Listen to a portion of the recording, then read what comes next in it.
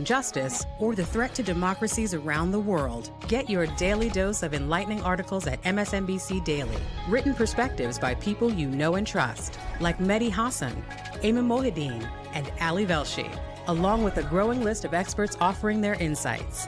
Plus fresh takes from Hayes Brown and Zishan Alim. Start your day with MSNBC Daily at msnbc.com. The 11th hour is defined as the last possible opportunity to get something done. And that's what we're going to try to do. Our experts will be practical and tell you what you need to know.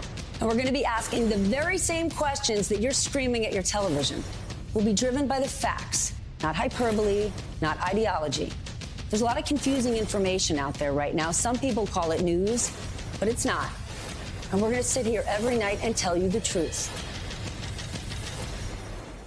On Into America, Tremaine Lee shines a light on the Black experience in America like no one else. And fans of the podcast are taking notice, saying it's a show that covers areas of concern for Blackness you don't get anywhere else. That Tremaine Lee elevates his subjects in a way that is unique and compelling. And that it tells real stories about real people that most everyone can find some way to relate to. Into America, an MSNBC original podcast. New episodes every Thursday. Follow wherever you get your podcasts. This is one of our friends we've been playing soccer with all morning. They say don't just rush and send things in to try to find organized groups, volunteer aids, and send money that way. But a lot of families here, a lot of mothers, a lot of children, all of them, Chris, desperately hoping they can go home and go home soon.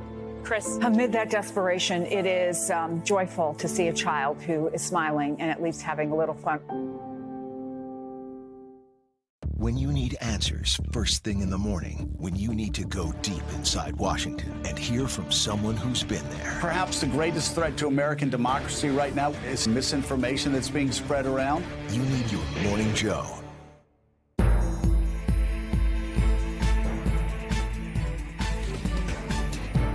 You're watching MSNBC.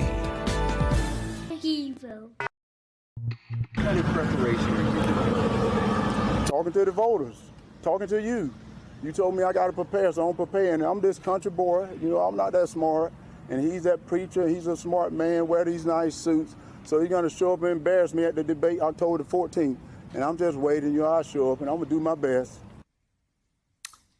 As I've said here before, in an election cycle full of ridiculous Republican Senate candidates, including TV doctors and coup supporters, Herschel Walker may be among the most unqualified, if not the most unqualified candidate running to serve in public office. Not only because he seems just incapable of answering even the most basic policy questions, but because he appears to lie almost instinctually in a way that we have not seen since Donald Trump. Walker lies about little things like his academic background and big things like the number of children he has. The similarities to Trump don't end there.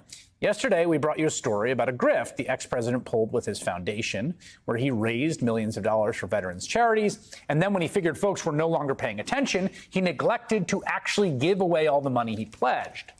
It was only when reporter David Fahrenthold and other members of the media repeatedly dogged Trump about the missing money that the then candidate actually donated it all. Well, David Fahrenthold is back at it again.